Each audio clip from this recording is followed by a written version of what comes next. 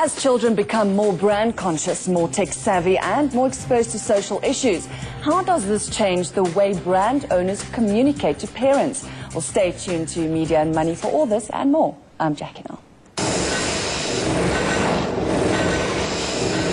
Joining me now in studio, editor of Your Baby magazine, Claire Hayes-Harman, and writer and analyst of HDI Youth Marketeers, Jessica Oosthuizen, and welcome to the show. Well, let's just, as we said in the beginning, children have changed over the years. More tech-savvy, they more brand-conscious, as we know. So, Jessica, do marketers actually take all of this into account when they look at communicating to this market? Well, Jackie, I think that's the function of HDI, really. As a business, that's what we do. We work with companies so that they can actually reach Generation Y, because Generation Y is unlike any other generation beforehand. They are much more technically advanced, as you say. I mean, these are little guys and girls who are mixing their friends until midnight. They have Blackberries, they have Facebook. All of this language is just within the youth vocab right now, but any generation before it was just foreign. So I think we're dealing with young people who are highly connected.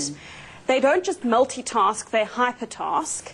And marketers are posed with a problem, or a challenge rather, of how do we actually connect with these guys and girls. And more so if you look at how they receive advertising. They're busy Facebooking, they're busy mixing. They don't have time to just watch a TV ad for 30 seconds. Their attention span is reduced into seconds. So you really have got a whole new, it's a whole new ball game. It's a whole new ball game. And not just that, Claire, parents have also changed. And if you have to look at the market of parents, and if you to segment, I mean, you've got the mom versus the dad. Mothers are now working more than before. But you get stay-home dads, you get stay-home moms, you get career. So, and of course, you can't have a blanket effect in terms of your communication strategy. So would you agree that you have to communicate to parents differently? I think you do, but I do think that there's a sense of every parent wants what's best for their child. Yeah. There is a blanket message that marketers can send, but by the same token, I guess it depends what product they're marketing. Yeah. So, yes, you do have to be quite aware of where your parents are in the market and how much time that parent has and how much time that parent is spending or not spending with their child. Yeah, and that's the other thing. Because don't you find that parents are spending more and more money on their children than ever before?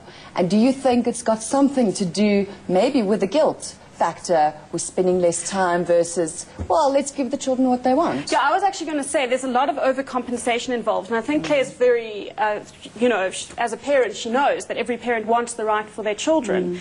But at the same time, you're dealing with a situation now where they're dual income households, where both parents are working full-time jobs, only coming home late, and essentially there's DSTV raising the children for a large percentage of the afternoon. And there it is, the marketers, are marketers being responsible? Is the content that children are watching, is it what you as parents would want your kids to be exposed to? Why do you think parents are spending more money?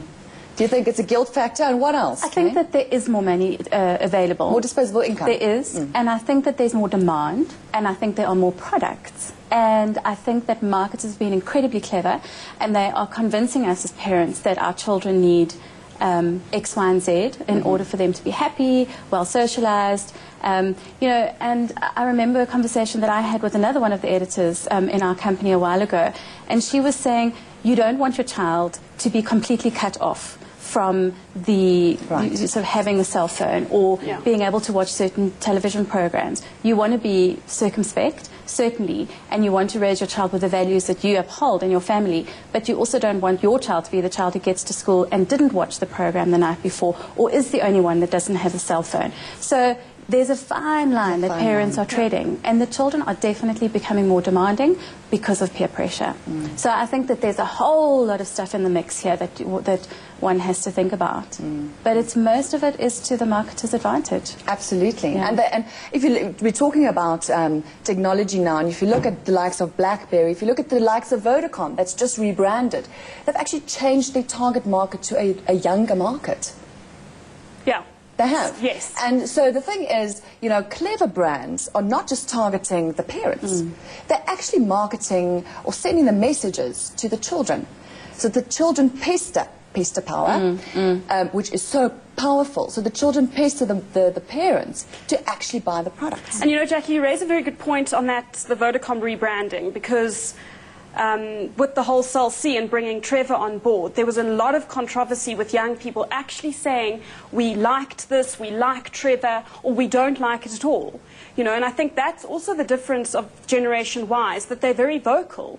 So marketers have to actually ask for their opinion, or at least do research to find out, is Trevor the best for this brand going forward? Where Generation X just assumed that the advertisers or the brand managers were the authority.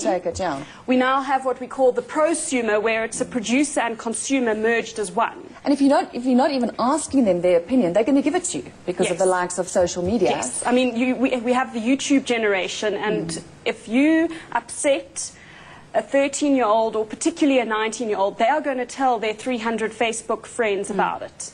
So you want to be very conscious around the groundswell movement on Facebook.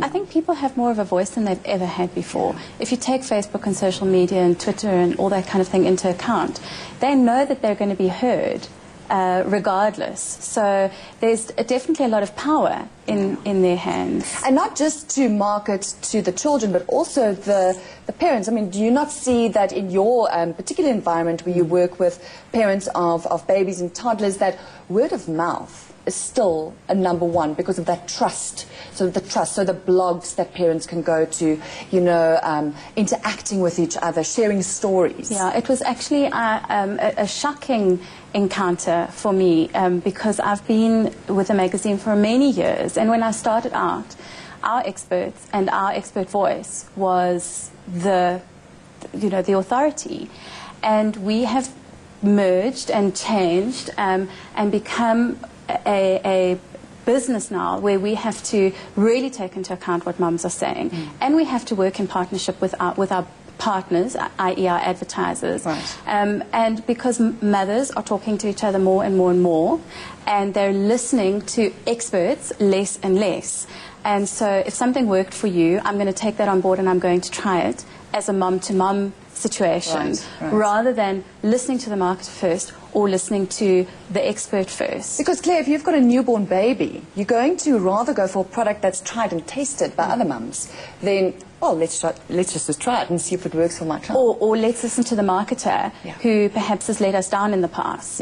Yeah, and I'm definitely, what we see is that moms are actually going online. So where Generation X, they were like, well, the boomer territory rather, they were, the online is like a foreign territory to them, whereas moms nowadays, they will go online, like Claire's saying, and they will check this and that, and they will share information with their friends. And I believe that it's quite nightmarish for people, like in the medical profession, where they have a young kid comes in and his mom says, no, I've already diagnosed that my child has XYZ, I've Googled it, and I'm convinced that this child has got this and this and this, and this is what my kid needs. So parents are actually doing a lot of, which I think has pros and cons, because... Depends what it is, maybe not so much medical condition. It's a valuable resource if you want to share information, if you want to get the best product for your kid, rather than just assume that what's said on TV is the way to go. You actually want to quickly do a little Google check. Is that the right? That brings me to the issue of regulation within, you know, advertising messages to children. I know that I've come across a broadcaster of children's television that actually refuses to air ads that communicate about fast food, and there's always a toy. You know, so that the children see the toy and then they want that particular food chain. So I think more and more we're seeing responsibility, you know, media owners taking responsibility. Claire, have you come across anything like that? Well, I would love to say that I wish there was more responsibility being taken. And I think that, you know, kudos to this particular channel, because that's wonderful. And in this economic climate, it's very unusual to be heard of, to be turning those kinds of advertisers away. But I do think that we have to give a lot of credit to parents. I think that you've got to understand that if that parent doesn't want the child to eat that particular kind of food, regardless of what the toy is, it's not going to happen. So there's got to be some sort of credit given to the intelligence of society. But I do think that one still sees some unscrupulous advertisers really pushing their points across. And I don't think we're ever going to get away from it unless it starts becoming government regulated, because it's self-regulated at this stage. And I agree with Claire. I think it's absolutely critical that marketers are responsible. And I think coming from someone who actually works with young people every day, that's my job, I can actually say from the young consumer perspective, that's what they want from marketers. And growing up, a 10-year-old now who feels strongly about something is going to be even more opinionated when they're 20. Yeah. And they're not going to have... they will have a zero tolerance approach to anyone who tries to mess them around. There's high levels of distrust around advertisers taking young people, taking advantage of them, and it's just not going to be acceptable. So I think a 10-year-old today versus a 10-year-old, 10 years, 20, 30, is not the same. Is that what you're saying, Jessica? Yes. Well, a 10-year-old today will go onto YouTube. A 10-year-old today knows what behind the scenes is all about. And does a 10-year-old today want to be treated like a consumer? Yes. But a consumer with rights, not a consumer. It's not That's a consumer in the sense of you expect me to buy things. It's consumer as in I'm worth something and I have an opinion and I will consume, but I'm going to be discerning about it.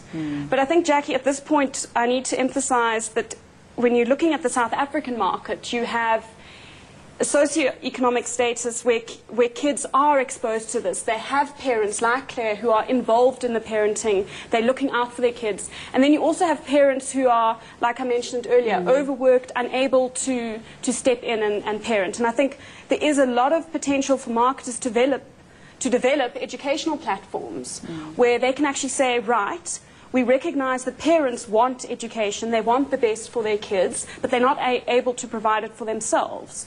And I think that's a different spin where marketers can be innovative in that space moving forward. Because there's nothing, as you say, education invests in the well-being of the young person, and no government will or ever not that. I would hope. Yeah. And I think also there's huge opportunities for marketers to take the mistrust that exists and tip it on its head completely. And like you say, to go into communities that are needy, or perhaps where there's lack in the education sector, even the sort of sporting activity sector, and for them to start marketing. And even earlier we were talking about that whole cradle to grave concept of get them when they're young, and you will have their loyalty. Plant the seed at an early age and it will grow until adulthood. Yeah, and I think the key thing here is develop a relationship with them when they're young. You know, get them...